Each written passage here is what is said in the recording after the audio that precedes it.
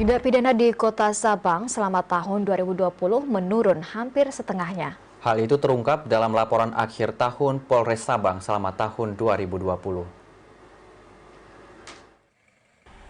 Kasus tindak pidana di Sabang selama tahun 2020 menurun dibandingkan tahun sebelumnya.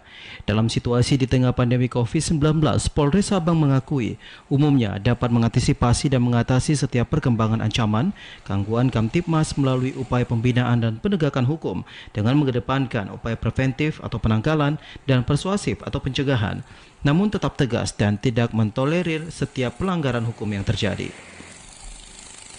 Kapolres Sabang AKBP Muhamudin mengatakan, masa pandemi COVID-19, Kepolisian Polres Sabang juga melaksanakan berbagai upaya dalam mencegah COVID-19, yaitu dengan melakukan operasi justisi, menggiatkan sosialisasi protokol kesehatan 3M di semua elemen masyarakat.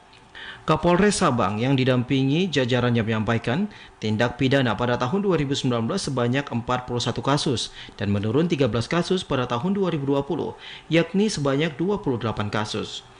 Sementara sejumlah penyelesaian tindak pidana tahun 2019 sebanyak 26 kasus dan tahun 2020 penyelesaiannya sebanyak 19 kasus.